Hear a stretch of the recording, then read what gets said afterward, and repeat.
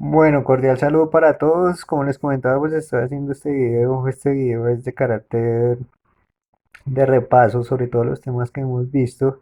Sí, tener en cuenta que vimos todo lo relacionado con lo que es la evaluación, los tipos de evaluación, también las técnicas de evaluación, todo lo referente a la planificación. Sí, los contenidos que debe tener la planificación. Hicimos énfasis en lo que eran los objetivos. También hicimos énfasis en un poco en lo que era, bueno, aparte de los objetivos, los criterios de evaluación que debemos tener en cuenta al momento de hacer una planificación. Miramos el proceso organizacional, específicamente eh, cómo es la organización de actividades o tareas y cómo es la organización grupal. Sí, también habíamos hablado un poco de lo que es la metodología. Entonces vamos a empezar. Prácticamente pues la evaluación, como lo habíamos mencionado anteriormente, pues es una actividad que es inherente a toda actividad de carácter intencional del ser humano y que es de forma sistemática, ¿sí? Y tiene un objetivo en general que es darle el valor a algo. Bueno, este texto que ustedes están viendo acá, este texto es uno de los textos que yo les adjunté a ustedes como lo que era... em, bueno, las temáticas de apoyo, ¿sí? Entonces ahí ustedes lo pueden ver. Básicamente, tenemos que tener en cuenta que en la evaluación tenemos que distinguir lo que es evaluación de calificación, ¿no? Cuando nosotros hablamos de calificación, ya es cuando estamos dando una expresión de carácter cualitativa y cuantitativa. Sí, es un juicio de valor que nosotros emitimos sobre alguna actividad, ¿sí? Enfocada a lo que es el estudiante, al alumno. Entonces, para que tengamos en cuenta que no sería lo mismo hablar de evaluación que de calificación, ¿listo? Entonces, para continuar así de forma breve, pues yo les mencionaba a ustedes los tipos de evaluación, mencionaba que habían tres tipos de evaluación que eran un carácter global en donde encontramos lo que era la evaluación diagnóstica, la evaluación formativa y la evaluación sumativa. Según este texto, pues podríamos mencionarlas, verlas acá según su finalidad. Pero esos son los tres tipos de evaluación de carácter grande. Cuando nosotros hablamos de evaluación diagnóstica, recordemos que como su nombre la hace, es un diagnóstico que nosotros realizamos al estudiante para saber en cómo viene el estudiante. Prácticamente es una evaluación que nosotros hacemos al inicio. Cuando hablamos de evaluación formativa, es aquella evaluación que nosotros hacemos durante todo el periodo académico, ¿sí? Y que no tendría una repercusión en la calificación del estudiante. Es una evaluación que nosotros hacemos para conocer cómo se encuentra el estudiante a medida que va avanzando el periodo académico. Mirar si el estudiante está aprendiendo, está adquiriendo conocimiento o no lo está adquiriendo, ¿sí? Para identificar sus fortalezas y debilidades. Cuando nosotros ya hablamos de una evaluación sumativa, es aquella evaluación que, como su nombre lo indica, suma todo lo que se ha visto durante el periodo académico, ¿sí? Y esa evaluación sí tendría una incidencia neta en la nota. Es como la evaluación final que nosotros prácticamente conocemos. Dentro de lo que vemos en el texto, nosotros podemos encontrar otras clasificaciones. Una sería según su extensión, en donde hablamos de una evaluación global, ¿sí? Y la otra que sería una evaluación de carácter parcial. Si nosotros hacemos una correlación con lo que vimos anteriormente, la evaluación global lo podríamos correlacionar con lo que es la evaluación sumativa y la evaluación parcial. Podríamos hablar que sería la evaluación de carácter sumativo. Otra clasificación es según los agentes evaluadores. Hablamos de la evaluación interna y la evaluación externa. Cuando nosotros hablamos de evaluación interna, es la evaluación que realizamos dentro de una misma institución, ¿sí? Para mirar cómo se encuentra como tal la evaluación. Ahí encontramos lo que es la autoevaluación, que si nosotros hablamos, digamos, en el caso de los docentes, la evaluación que nosotros nos hacemos a nosotros mismos, ¿sí? Para que nosotros evaluemos cómo estamos trabajando o el estudiante, cómo es su rendimiento.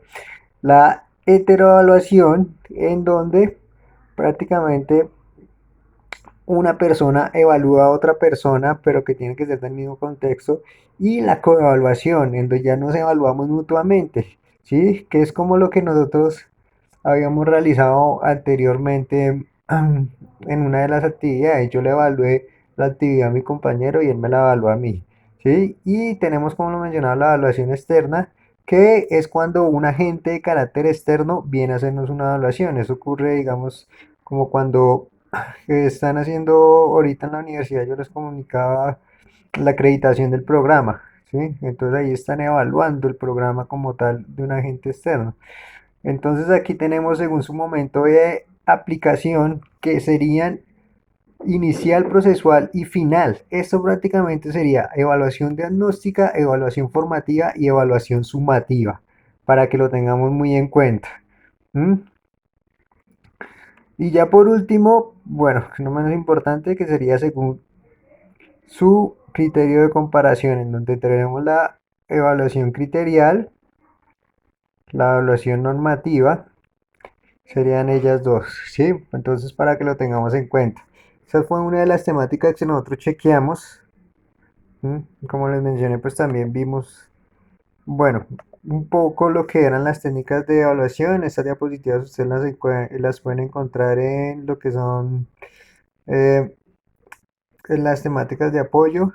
Entonces encontramos que se dividían en dos, que era la evaluación objetiva y tradicional y la evaluación alternativa al aprendizaje. ¿Sí? Ahí ustedes pueden chequear todos los técnicos de las técnicas y los objetos de evaluación. Nosotros hablamos de técnicas de interrogatorio, técnicas de solución de problemas. Cuando nosotros hablamos de técnicas de interrogatorio, como lo mencionábamos, pues son aquellas evaluaciones o aquellas técnicas que se enfocan en un interrogatorio, ¿sí? Que es como cuando nosotros hacemos cuestionarios, hacemos lo que son evaluaciones de carácter oral o verdad, la entrevista, la autoevaluación, el examen oral como tal, ¿sí? Y ya cuando hablamos nosotros de la técnica de solución de problemas, que estarían, es cuando nosotros, ya como su nombre lo indica, estamos enfocados a solucionar un problema de carácter determinado, ¿sí? Entonces que ahí nosotros veíamos cómo eran las pruebas objetivas, lo que era las opciones múltiples, cuando hablamos de verdadero, falso y demás. Entonces, para que lo tengamos ahí un poco en cuenta. Nosotros hablamos de los instrumentos de evaluación, ya hablamos de la evaluación alternativa de aprendizaje, hablamos de los instrumentos de evaluación por observación y los instrumentos por desempeño. ¿Sí? Entonces ahí hablábamos lo que era el cotejo, la escala de rango. Es prácticamente cuando nosotros hablamos de instrumentos de observación, ya ahí podríamos hacer referencia a cuando nosotros, como su nombre lo indica, por observación, ¿sí? Nosotros ahí miramos que ya vemos tablas estadísticas, vemos también lo que es la forma conductual del estudiante, entre otros, ¿sí? Entonces ya por desempeño prácticamente es cuando nosotros, bueno, perdón, pues nosotros hacemos ese tipo de evaluaciones en donde hacemos un seguimiento como tal del estudiante, que si nosotros lo correlacionamos con la clasificación anterior, podríamos decir que es esa evaluación formativa, en donde nosotros constantemente vamos revisando lo que está haciendo el estudiante. Entonces nosotros miramos que es cuando nosotros en la clase de educación física, ejemplo, les decimos al estudiante que lleven un diario de campo o lo que es eh, em, una guía de todo lo que vamos realizando, lo que nosotros conocemos como el mapa mental también, cuando nosotros hacemos todo ese tipo de evaluaciones que nosotros hacemos por lo general dentro de una aula de clase, ¿sí? Que tienen un carácter formativo. ¿M? O sea, si lo hacemos, lo correlacionamos con la evaluación formativa. Entonces, bueno, nosotros chequeamos acá también lo que era correspondiente a la planificación, ¿sí? Pues aquí vemos prácticamente que es la planificación, mencionamos que es un proceso administrativo y gestión de organizacional, es un instrumento que se debe vincular en todas las prácticas educativas. Ahí nosotros tenemos que mirar todo lo relacionado con las metodologías a utilizar, cuál es la estrategia pedagógica que vamos a utilizar, los materiales y demás. Y es una secuencia que nosotros le damos a las actividades que vamos a realizar específicamente. ¿Sí? Entonces, tener en cuenta, bueno, esta fue la definición que nosotros sacamos de lo que era la planificación. Como les mencioné, ustedes tienen acceso a estas diapositivas. ¿M? Y básicamente para que tengamos más en cuenta, Entonces vamos a mencionar cuáles son los componentes de la planificación, que serían los fundamentos, los objetivos, los contenidos, materiales, metodología y la evaluación como tal. ¿Sí? Entonces cuando nosotros hablamos de fundamentación, es la selección de los contenidos que nosotros vamos a tener para el desarrollo, bueno, bien sea de la sesión a la clase como tal, que estaría negada netamente a lo que son los objetivos. Y esto se explica de una forma breve de lo que nosotros vamos a realizar. Ya nosotros hicimos énfasis en lo que eran los objetivos, que son aquellos que nos dan a conocer las acciones que nosotros proponen, los logros o las metas que nosotros prácticamente deseamos alcanzar. ¿Sí? Cuando nosotros planteamos un objetivo podemos asimilarlo con una meta. Eso es lo que nosotros deseamos lograr. En el contexto académico, pues es lo que se desea que el estudiante alcance. ¿Sí? Entonces tienen que ser puntuales, concretos, recordar que siempre los objetivos van en un verbo de carácter infinitivo y nosotros hablamos de lo que eran objetivos de carácter general y objetivos específicos. ¿Sí? Bueno, entonces aquí pues estos son los aspectos a tener en cuenta, como les mencionaba, pues que tienen que estar en un verbo infinitivo. ¿Mm? Entonces también diferenciar los objetivos que van orientados hacia el estudiante y los objetivos que plantea el docente para la clase como tal. ¿Sí? Bueno, aquí son ejemplos que ustedes ya lo chequearon. El contenido, para tenerlo muy claro, ¿sí? Que sería el conjunto de saberes y conocimientos que se consideran necesarios para la formación del estudiante. En este caso, pues nosotros seleccionamos lo que es el contenido con base a la función de la asignatura o en este caso el plan curricular que nosotros realizamos para la asignatura. Recuerden que aquí yo, digamos, les daba el ejemplo de los contenidos que tenemos en la asignatura que estamos viendo. ¿Mm? Bueno, materiales que son importantes, pero en ese momento no vamos a tener énfasis. La metodología que ahorita la vamos a chequear y la evaluación que nosotros ya la chequeamos anteriormente. Que esos serían los contenidos que debe tener una planificación como tal. Aquí miramos lo que es la metodología de educación. Cuando nosotros hablamos de metodología de educación, haremos referencia al método que nosotros vamos a utilizar en el momento de hacer en el momento de hacer nuestra clase o nuestra sesión de clase.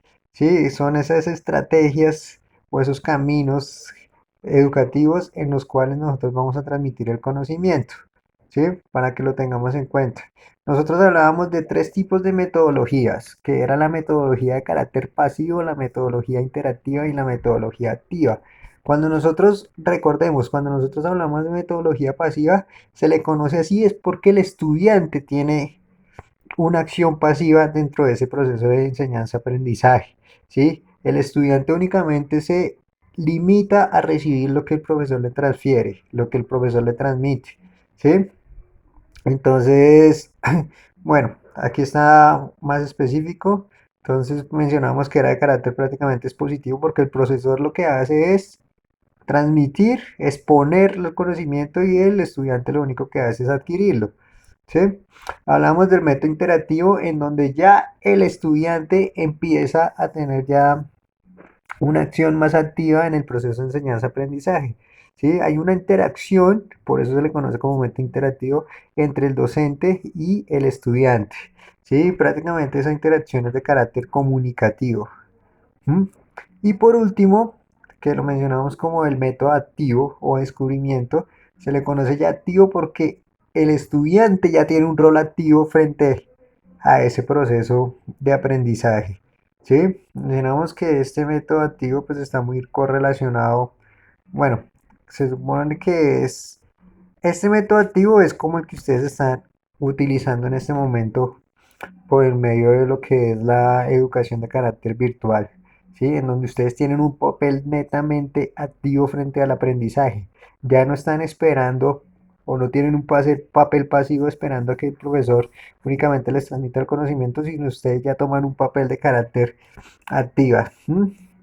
Entonces mencionamos que se dividen dos, el cual era el método activo reproductivo y el método activo productivo. Cuando nosotros hablamos del método activo reproductivo, hablamos que aunque el estudiante tiene un papel de carácter activo, lo que hacía era reproducir lo que el profesor le decía, ¿sí?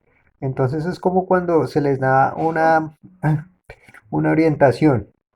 Nosotros dábamos un ejemplo sencillo, que, que era como las clases que nosotros brindamos en carácter grupal, ¿sí? Las que ustedes dan, por ejemplo, lo que es Zumba, clase de aeróbicos, clase de spinning, en donde el estudiante tiene un papel activo, pero que hacen reproducir lo que el profesor les está mencionando. Y ya hablábamos del método activo productivo, en donde ya es netamente el estudiante activo y que hace, se encarga de producir, de dar un producto. Entonces ahí ya el papel del profesor aquí ya es pasivo, digámoslo así. El profesor solo se encarga de dar una indicación y el estudiante que hace, ya con esa indicación que se le dio, dan un producto específicamente. Sí, mencionamos que aquí se ve mucho lo que es el contexto investigación, la creatividad, ¿sí? Es como cuando, no sé, en una clase de dibujo, el profesor dice, listo, vamos a ver hoy lo que son paisajes. Entonces, ¿qué van a hacer ustedes? Van a imaginar un paisaje y lo van a plasmar, ¿sí? El profesor únicamente dio la indicación. De resto, el estudiante es el que tiene que hacer toda la dinámica. ¿Listo? Entonces ahí el estudiante es de carácter activo y está dando un producto como tal, para que lo tengamos en cuenta. ¿Mm?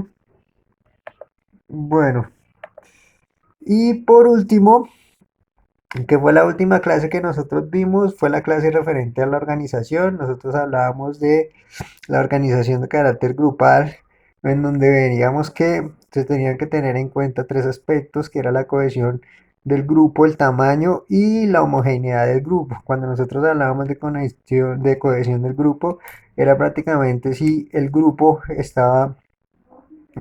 tenía un fin en común determinado, si el grupo no tenía un fin en común determinado, si había como esa unión entre el grupo, ¿sí?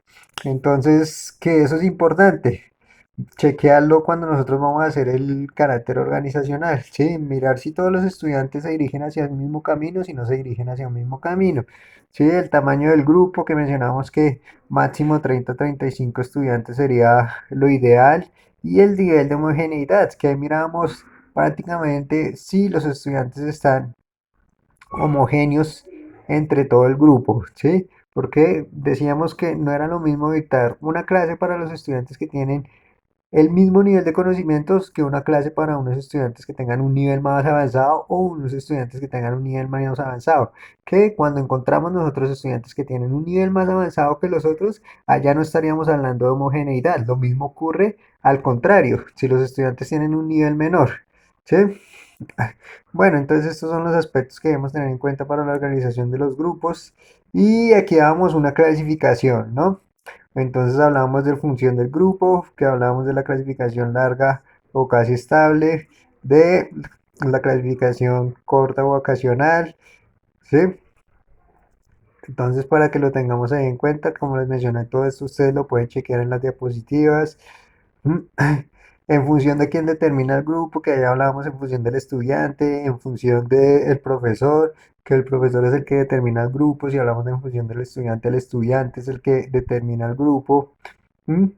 También hablábamos de lo que era eh, la organización frontal, la organización en círculo, la dispersa y la organización en circuito, en donde hablábamos que la frontal prácticamente es cuando todos los estudiantes realizan la misma actividad bajo los parámetros del profesor. Hablábamos en círculo que decíamos que es una de las más utilizadas en el campo de la educación física, ¿sí? Porque el profesor tiene mayor dominio sobre el grupo, control sobre el grupo, organización dispersa, que es cuando los estudiantes se le da totalmente libertad para que el estudiante se ubique en donde desea, y la organización en circuito, que un ejemplo que nosotros brindamos era que es similar al entrenamiento en circuito, donde se organizan los estudiantes por grupos, pero cada uno de los grupos está haciendo una actividad diferente, ¿sí? Y cuando se ve la indicación, los grupos pasan a hacer otra actividad, otra de las actividades. ¿Mm? Bueno, vamos a ver un poco lo que es la organización de tareas, que fue con lo que finalizamos, ¿sí? Entonces, tener en cuenta cómo se clasifican las tareas. Hablábamos que según su tamaño, cuando hablábamos de macrotareas o microtareas, ¿sí? Según lo que es su intencionalidad, que hablábamos de tareas formales o tareas informales, ¿m? Según el contenido del trabajo, tareas conceptuales, tareas procedimentales y tareas actitudinales. Según la metodología, hablábamos de tareas precisas, redefinidas y autogeneradas, ¿no? Entonces ahí, esto según el tipo de ejecución. Recuerden, cuando nosotros hablamos de tareas, hacemos referencia a lo que son actividades, ¿sí? Que no vaya a pasar como en la clase, que la mayoría de ustedes decían que tareas es como cuando nosotros, y eso nos pasa a nosotros por lo general, cuando nosotros hablamos de tareas, pues pensamos que es una actividad que se deja para la casa. No, aquí hacemos referencia a tarea como actividad, la actividad que nosotros vamos a hacer en el contexto de educación física. ¿Sí? Bueno, hablamos de este tipo de tarea que sería la tarea de transición-organización, que se caracteriza básicamente porque tenía dos objetivos específicos. Uno que era perseguir el objetivo como tal de la sesión de clase o de la asignatura, y el segundo que esta actividad que nosotros poníamos a realizar estaba conectada netamente con la actividad a seguir y nos iba a predisponer a esa actividad que seguía. ¿Sí? Y por último, veíamos los criterios de organización para lo que son las tareas. ¿Mm? Entonces, tener en cuenta estos criterios que deben ser adaptadas hacia el estudiante. ¿M? Se asignan dependiendo de lo que es el objetivo de aprendizaje. Las tareas son de carácter progresivo y que también se deben tener en cuenta para que los estudiantes puedan participar activamente de ellos. ¿Sí? Entonces, este es el repaso. Ya saben que todo esto ustedes lo pueden encontrar en las diapositivas que se les adjuntó en el último módulo. ¿Listo?